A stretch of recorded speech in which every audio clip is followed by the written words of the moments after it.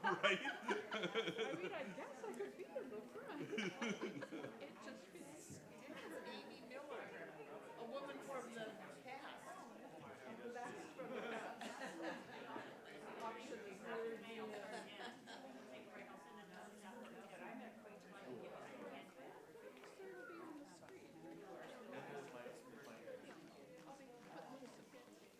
We have multiple.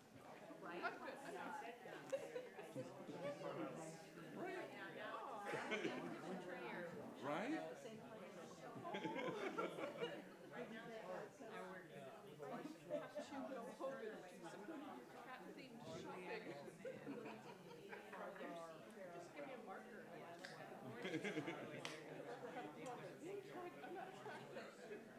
I've started to collect the various cat-themed bowling shirts. It's just, I figure, there are worse collections in the world. My social media page occasionally will show me, like, you can get anything printed on a shirt with your own cat or your best friend. For my girlfriend. What did you get? This cat. Put a picture of his cat with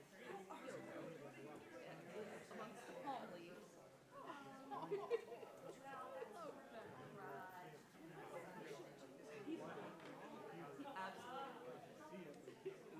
For those hard to buy for people, I might add that to the. First, the question is, do I put my brother's dog or I put something embarrassing, like his very first tattoo? His friend, Richie Rich, Casper probably goes to his hot stuff. He was a chubby cherub, but he was a devil, like wearing a diaper. Yes. That was his first choice when he became old enough. We still tease him. He's covering it. I'm like, I'm gonna have to think about that.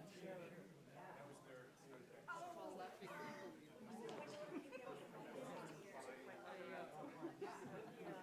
Yeah, there was that point when he got to be bigger than he physically. He's kind of been in charge since. But are you also the older sister?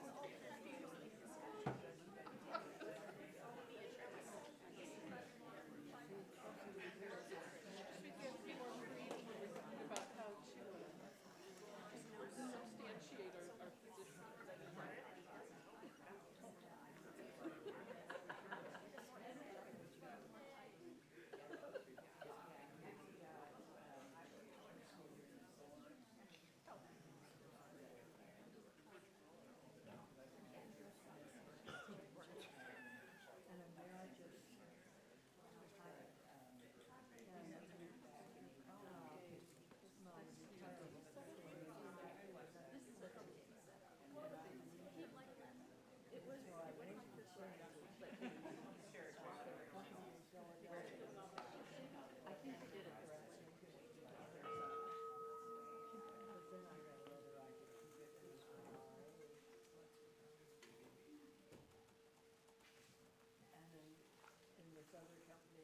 Good morning. Welcome to the Unitarian Church of Lincoln. My name is Kathy Disney, and I am a worship associate of this church. I am joined on the chancel virtually this morning by our affiliated community minister, the Reverend Kimberly Davis. Reverend Kimberly is a community minister based in the Washington, D.C. metro area, inspiring an artful and art-filled faith. She consults with congregations and religious professionals throughout the denomination. She has previously served at the Church of the Larger Fellowship, as well as congregations in New York and Florida. Over the last few years, the way that we have met has often changed.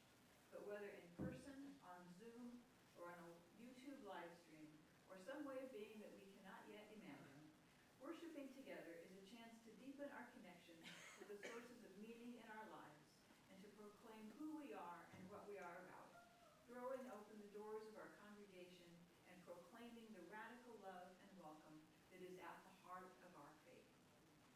The Unitarian Church of Lincoln aspires to be a loving community uniting reason with spiritual exploration to transform ourselves and our world.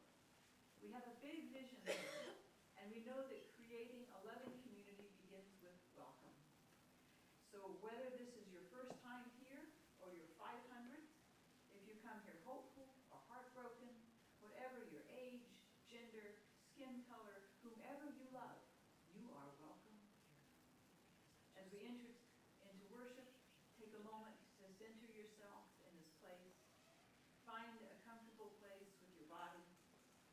take a few deep breaths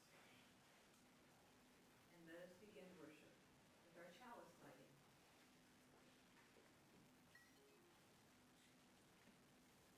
We light our chalice on this Lesbian Day of Visibility with words from lesbian poet and minister Margaret Weiss. Come into this place with your whole self, the parts that are raw and exposed, the part that is beaming with joy, the part that is seeking the truth, the new, the possibility. Come into this place, open your heart, lay down your burden, lift up your hope for something new to happen. Come into this place with fellow travelers on the journey, some faces new and others familiar, and all welcoming you here, now, to this moment. Come, let us worship together.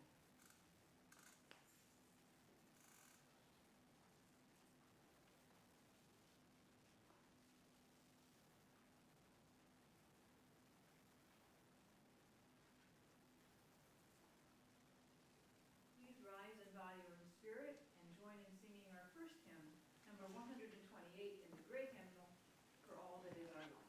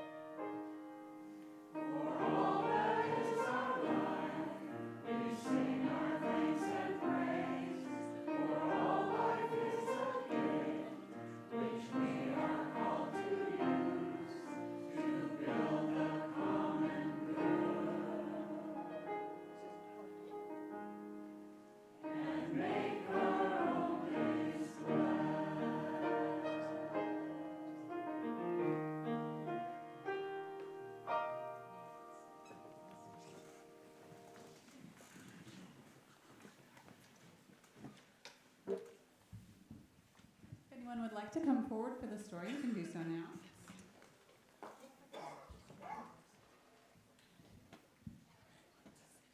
Our story today is called Crossing the New Bridge by Emily Arnold McCulley. Long ago, in a town by the river, the old bridge suddenly creaked, cracked, and fell into the water. The mayor was among the first on the scene. "This is a calamity," he declared. "The town must have a bridge. We'll run out of food." "Someone will have to build a new one," said the scribe. "I was going to say that," said the mayor. "Find a bridge builder." "Ask the Jubilates," said an old woman. "Ask the Jubilates," thundered the mayor. "Do I have to do all the thinking around here?" In the midst of all the commotion, the Jubilates arrived. "Ah," said the mayor, "can you build us a new bridge?" The Jubilates laughed. "Of course we can," said Mama Jubilati. "We can build anything," the family sang. "Thank goodness," said the mayor. He began to plan his triumphal procession across the completed bridge. But the old woman tugged at his sleeve. "What about our tradition?" The first person to cross a new bridge must be the happiest in town. The happiest person in town, repeated the mayor unhappily. That's right, she cackled, and furthermore, if anyone else crosses first, a curse will fall on all of us. A curse, gasped the mayor. We can't have a curse while I'm in office. How do we find this happiest person?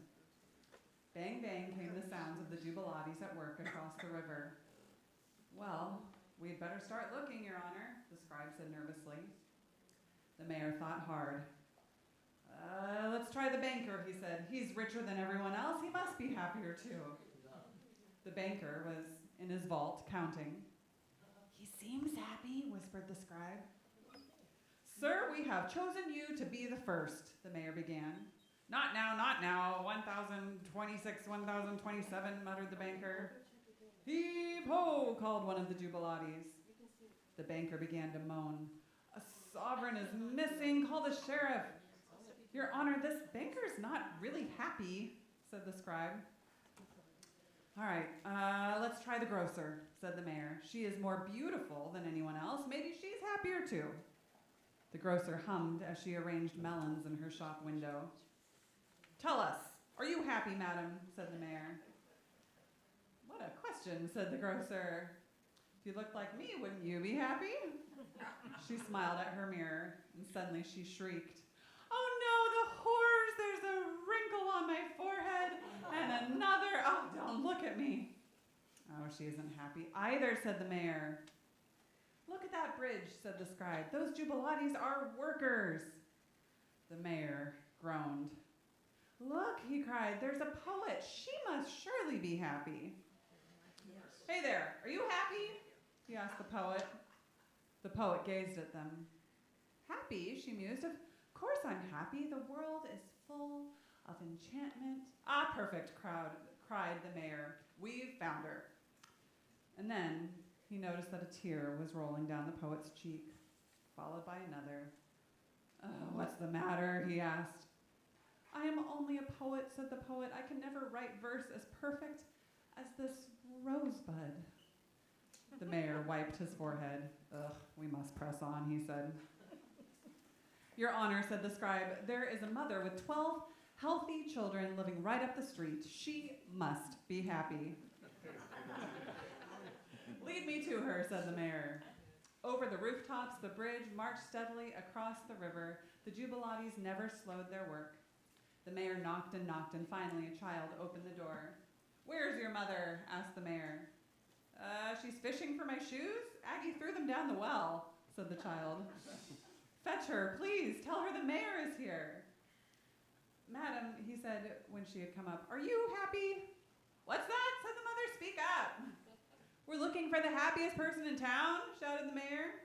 Well, any other day that could be me, said the mother, but today one of my boys chased another up the tree and he fell down the chimney, and while I was borrowing a ladder so I could go after him, the soup boiled over and the baby ran out and opened the gate and the cow ran away, and this one couldn't run over it because her sister threw her shoes down the well before she broke the bed jumping on it. Thank you, said the mayor. We're sorry to have interrupted you. And to the scribe he said, somebody in this town must be happier than the rest of us. As they walked up the street, they could clearly hear Mama Jubilate say, son, give me a hand with this plank. There, past the middle of the river, said the scribe. What a beauty that bridge will be. We can't waste our time admiring the bridge, grumbled the mayor. Get a good night's sleep. And in the days that followed, as the bridge came nearer and nearer their shore, the mayor and the scribe continued to search high and low, but no one seemed happier than anyone else.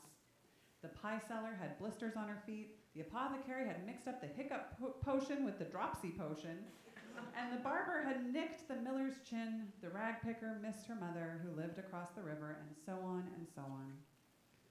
Oh, dear, said the mayor. I used to be happy myself. That afternoon, a great cheer rose from the riverbank. We did it, shouted the Jubilates. Oh, it was hard work, said Papa, but well worth it, said Mama. I think it's our best bridge, said the son. It is an excellent bridge, said the mayor miserably. The Jubilates beamed. But we can't Use it, said the mayor. Can't use it, cried the Jubilates. Tradition says the happiest person in town must cross it first. Very good, said Mama. But we couldn't find the happiest person, said the scribe. A moment ago, we were the happiest people in town, said Papa.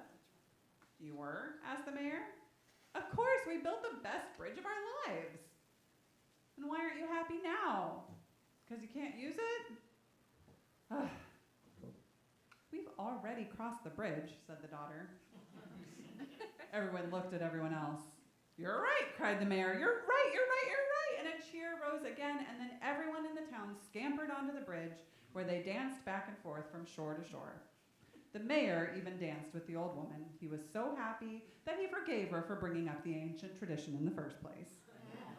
And the Jubilates, of course, had been happy all along. And that is the end of our story.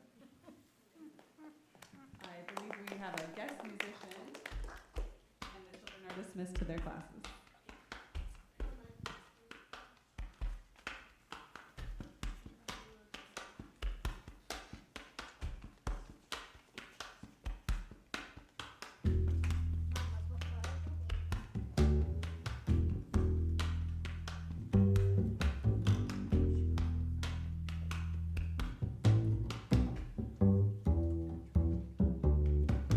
Bring me a little water, Sylvie.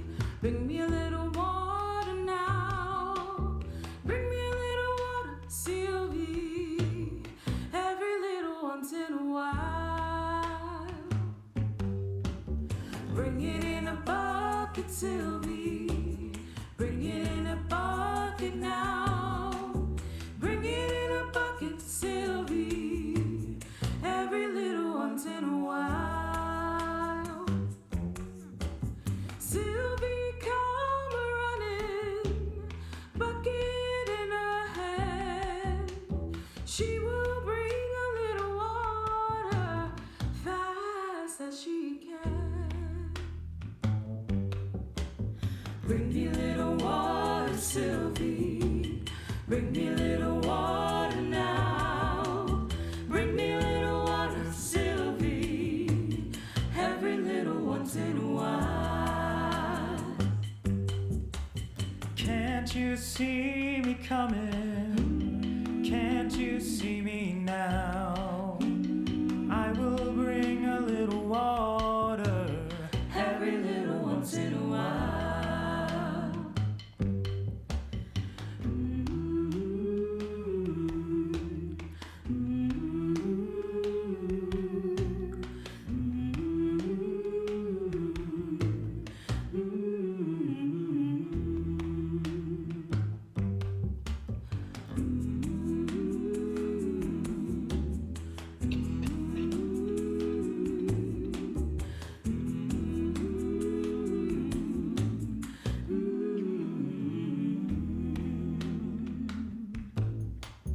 Bring me a little water, Sylvie. Bring me a little water now. Bring me a little water, Sylvie. Every little once in a while. Once in a while, won't you bring me a little water, Sylvie? Bring me a little water now. Bring me a little water, Sylvie. Every little once in a while. Once in a while, won't you bring me a little water, Sylvie? Bring me a little water now. Bring me a little water, Sylvie. Every little once in a while. Every little once in a while, yeah. Every little once in a while. Ooh, bring me a little. Every little once in a while.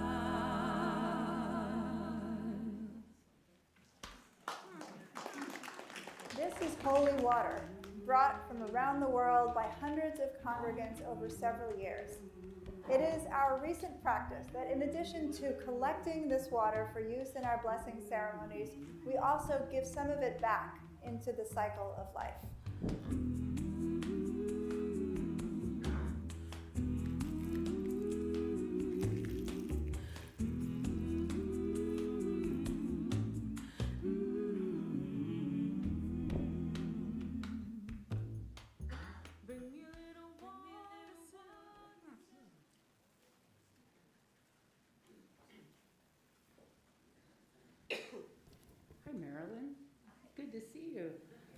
Good morning, everybody.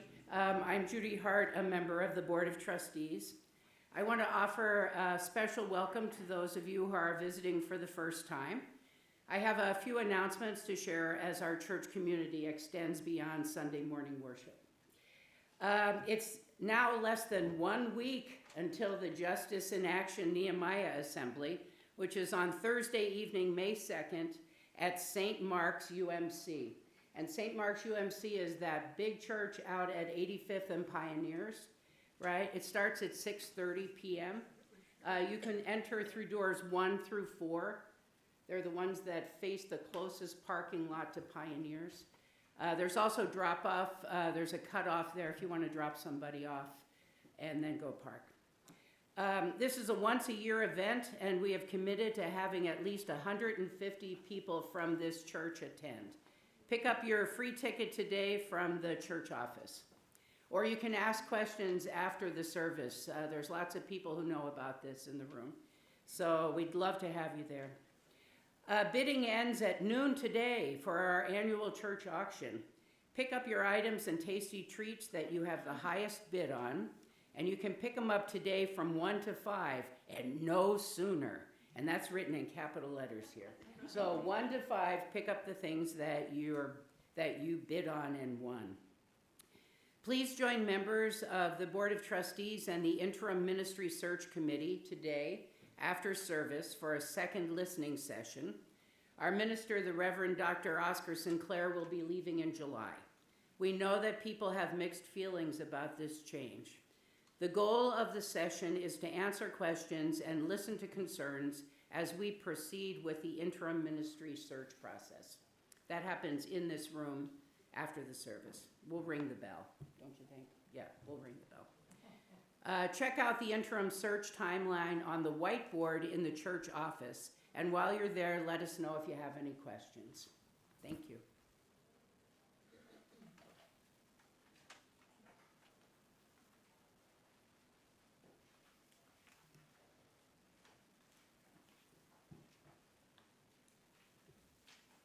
A central part of our time together is how we join as a community to mark the moments of our lives. We share with one another our joys, our sorrows, the events that mark the steps on our journey. The threads of sorrow and those of joy are intertwined in the fabric of our lives, present for all, remembered by all. We share those threads, and then they are woven together with those of others in our community. Our joys are shared and magnified. We are comforted in our sorrows. I invite you to type into the chat or speak into this shared space your name or the name of another you wish to be remembered in sorrow today. Jala. Jala. The residents of Sulphur, Oklahoma, due to a tornado. The residents of Sulphur, Oklahoma, due to a tornado. Gaza. Also here in Lincoln. Gaza, and tornado also in Lincoln and in Elkhorn. And many other communities as well. My cousin Shelley. Lori's cousin Shelley. Mom. Orly.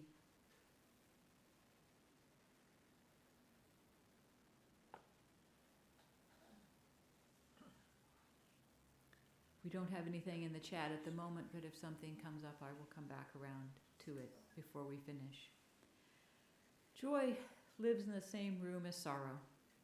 So I invite you to type into the chat or speak into this shared space your name or the name of another you wish to be remembered in joy.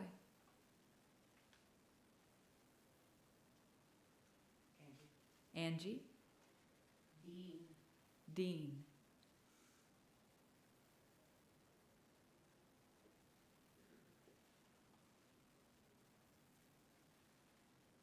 I wish I knew the name of the woman, the Jewish woman who said that at the beginning of Passover was the right time to fight for Palestine because it was a celebration of the liberation of her people as well.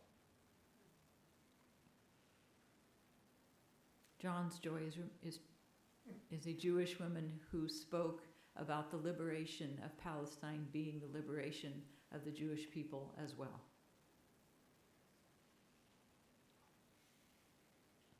Tristan earning French Honor Society. Tristan entering the French Honor Society.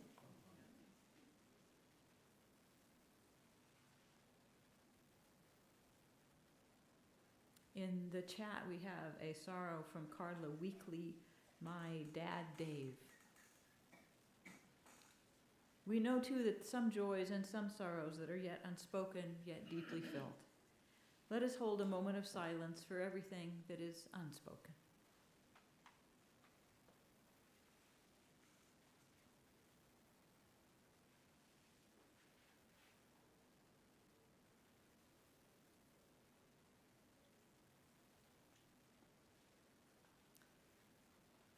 Thank you for your presence.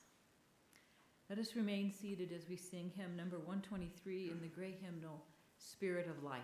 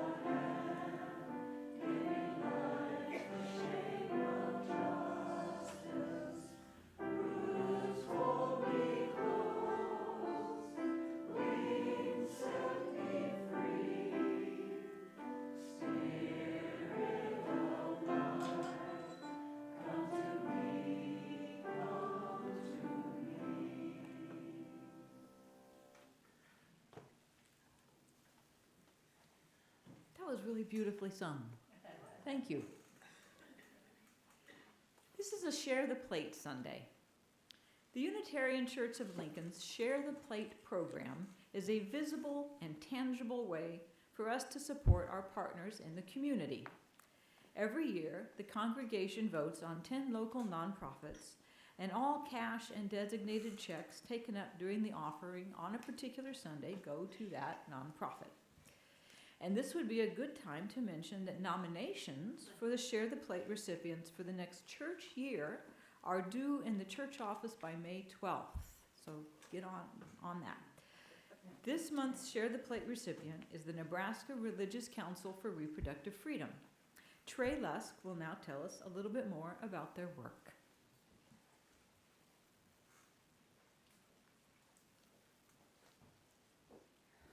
Thank you, Kathy, and thank you all.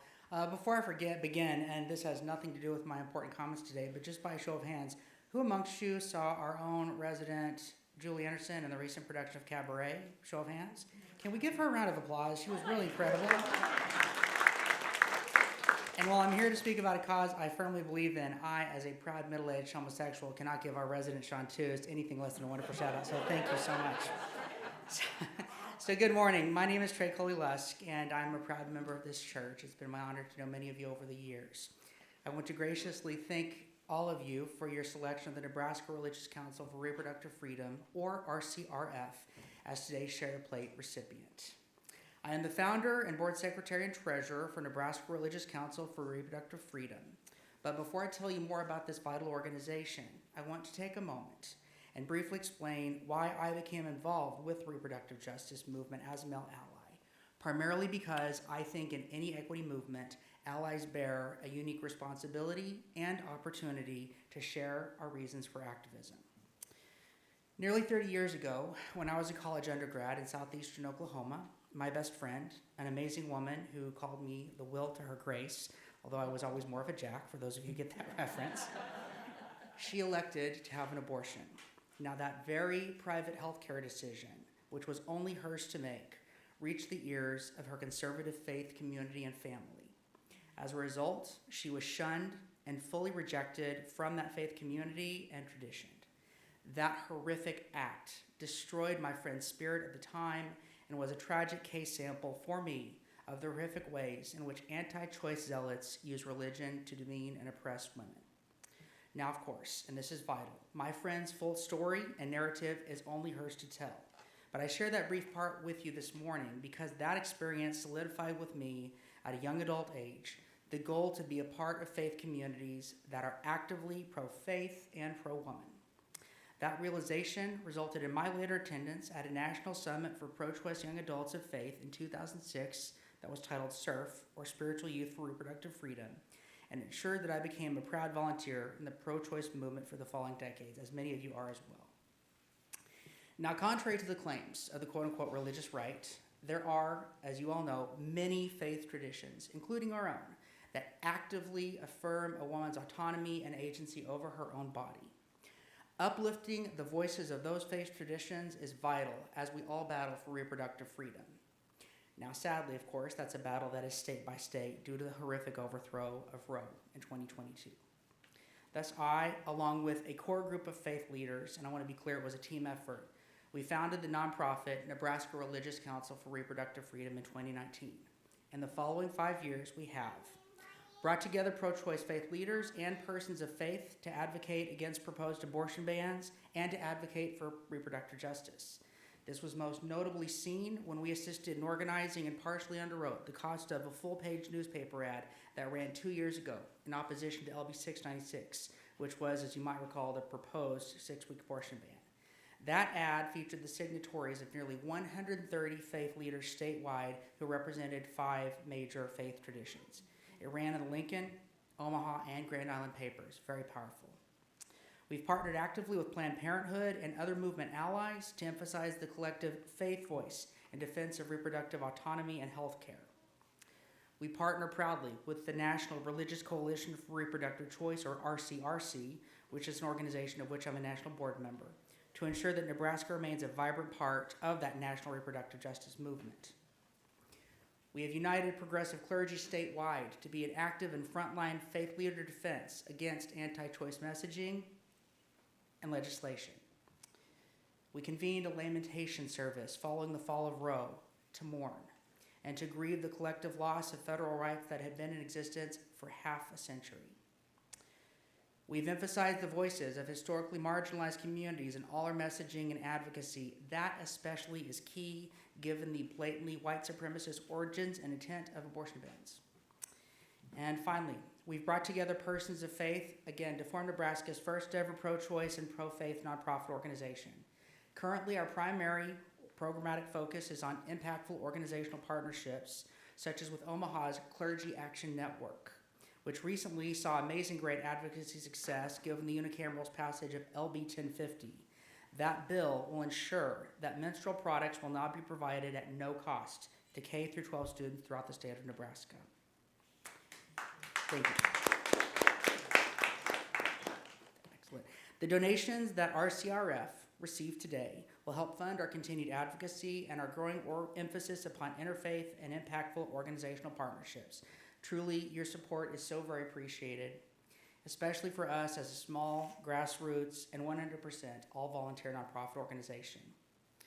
And in closing, I want to emphasize once more how proud I am to be Unitarian Universalist generally and a member of this church specifically. Because when it matters, we show up and we make one hell of an impact, friends. Thank you so much. Thank you.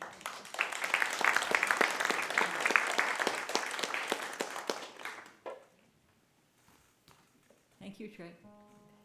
As a reminder, any loose cash or checks made out to the Unitarian Church of Lincoln and Share the Plate in the memo line will go to RCRF. You may also text your offering to UC Lincoln in the amount to 73256. That's UC Lincoln in the amount to 73256. As the next piece of music plays, the offering will be gratefully received.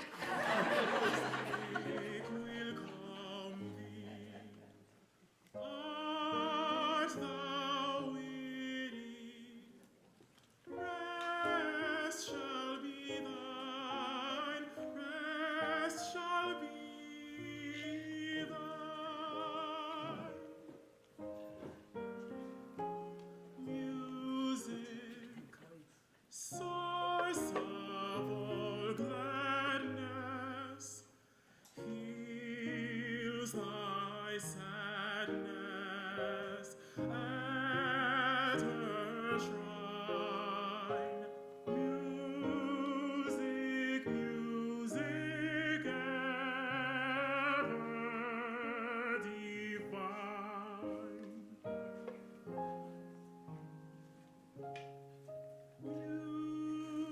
Music, music calleth with voice divine.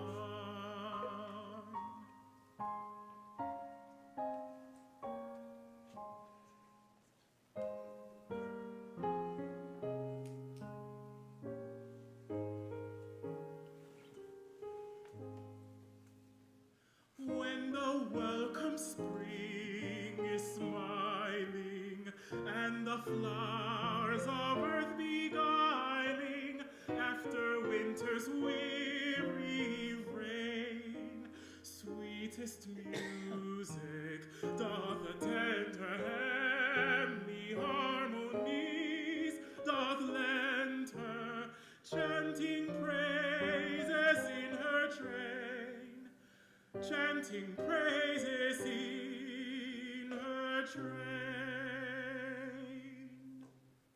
Art thou troubled?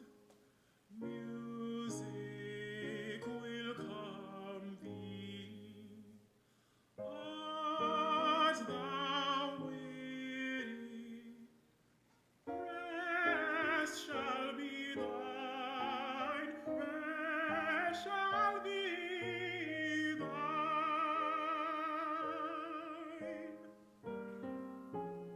Music, source of all gladness, heals thy sadness at her shrine. Music, music ever divine.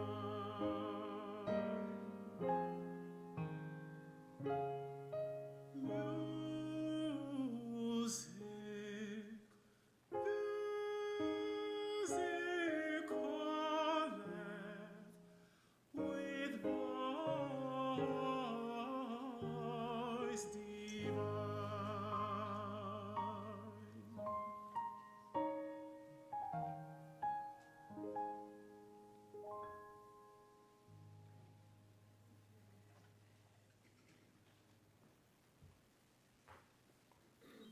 Linda, could you get the lights? Thank you.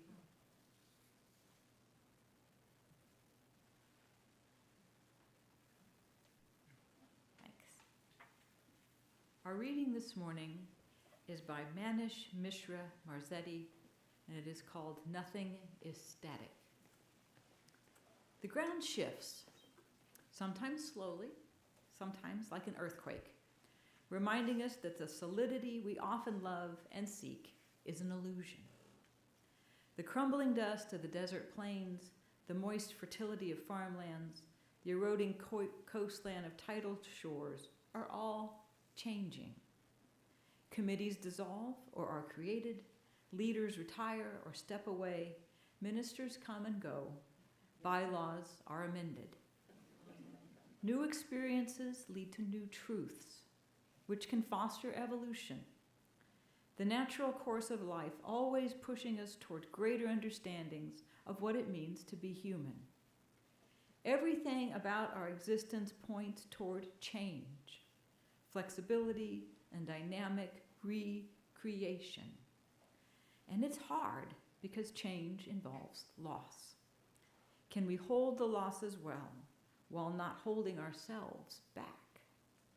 The ground shifts, sometimes slowly, sometimes like an earthquake. Nothing is static.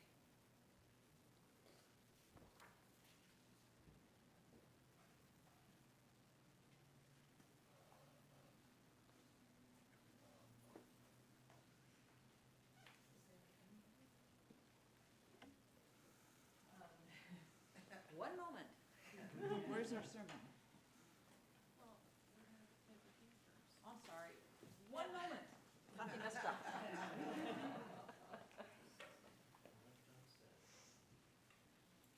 Everything changes.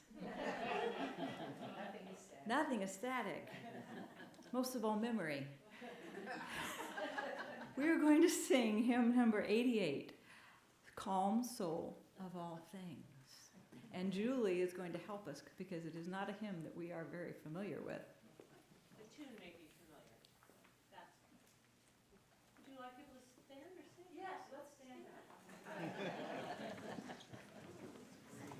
Yes, stand, breathe. I'll play it clear through. You'll know it.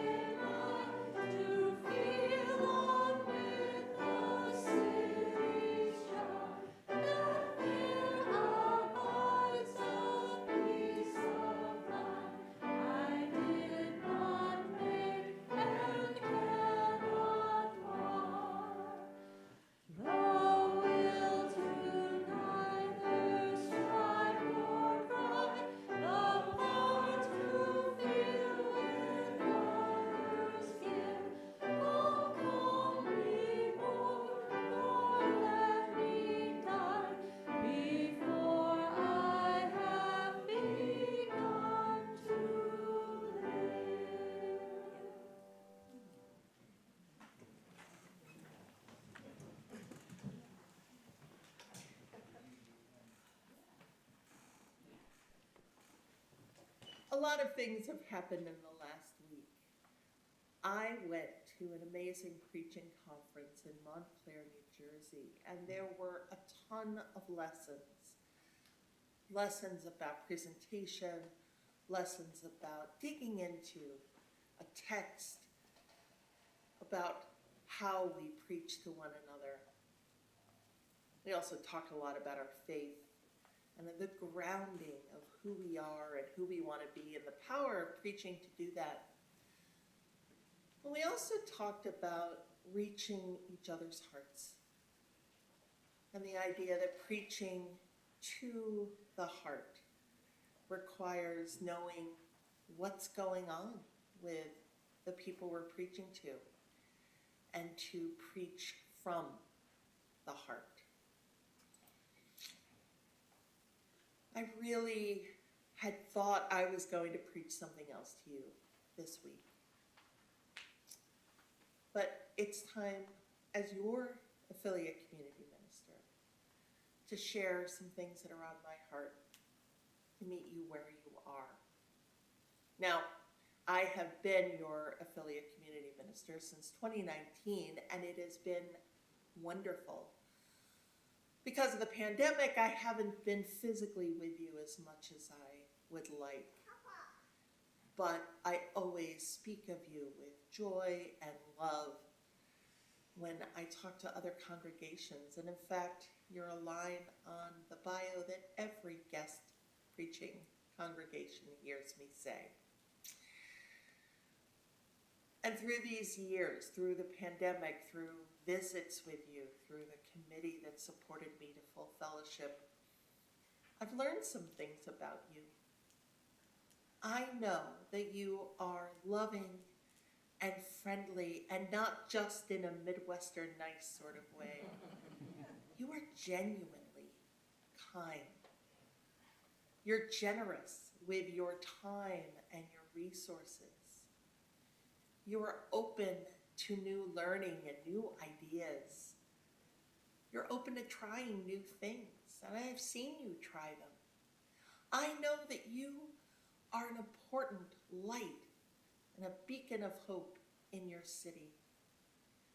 And you are a light and a beacon of hope in our faith. And over the last few years, despite the pandemic, things have been pretty steady. Yeah, your roads have had a few potholes, but you know how to fix them. Your rivers are healthy and you've been traveling together with relative ease. But a month ago, your bridge collapsed as Reverend Oscar announced the end of his time with you. Now, that's a shock to any congregation who doesn't see it coming, who's been in the middle of a beautiful, steady ministry. You may be feeling rejection, disappointment, maybe even some anger, certainly some trepidation and fear. And you wonder, will you ever be happy again? Now, like the mayor in our story, it's easy to turn to what you know, the traditions that you have already built, to turn to the story that you tell yourself. Of course, the mayor told and believed the story of the curse, that there would be trouble if the happiest person in town did not cross the bridge first. And try as he might, he couldn't find that person. So the fear and the trepidation grew. Now, you have had this incredible ministry with Reverend Oscar. And there are stories in your past that come up, right? You had a very long, maybe too long, ministry with one minister. You also went through a disastrous and abusive ministry that really shook you. You often express the sense of being in the middle of nowhere, being alone. And geographically, well, that's not incorrect. But you took a chance on a newly fellowship minister who also took a chance on you. And during that time, you ordained and installed him. You learned how to support each other through good times and bad. You healed from many of those old wounds. You weathered the pandemic. You found your strength and your voice. You hired new staff, your new music director, who isn't so new anymore. You gained a community minister who occasionally drops by. You deepened relationships in your city, and especially with the indigenous tribes. And you did it with the utmost respect and loving curiosity. And I know there are so many more things that I don't even know about. But what I know about you is that in the last 7 years, you have thrived. And now the bridge is broken. And you can't find the happiest person in the town in order to lift the curse. So a bit of panic sets in. What happens often in these kinds of times, and certainly what we did in 2020, is reach for the things we can fix. Now, sometimes that's good because a problem is technical, right? Like, it's hot in the room, so we reach for a technical solution. We turn on the AC. And you have some real technical problems ahead of you. How do you shift from a long-term settled ministry into an interim time, even as you're settling into the new reality of what it means to do church together? You're figuring out how to manage all the things, from pastoral care to leadership to teaching to worship, the things you've gotten used to doing a certain way. And you've gotten used to Reverend Oscar's way of doing things. And there will be some technical problem solving as you make sense of some of the things you weren't even aware Reverend Oscar was doing, and learning how a new person might do things and maybe want to do them differently. A new interim will challenge some of those things, even though they've been working well. Our mayor in the story, confronted with a broken bridge and a long history with a particularly aggressive long-held belief, starts looking for those technical answers. In his case, it is literally find the happiest person, something he couldn't seem to do. He wore out his shoes, searching high and low for the right person, trying desperately to solve his problem. He probably thought that the bridge construction shouldn't have even started until the happiest person was found. But sometimes what we think might be a technical problem is actually an adaptive one. And all the technical solutions in the world won't solve an adaptive problem.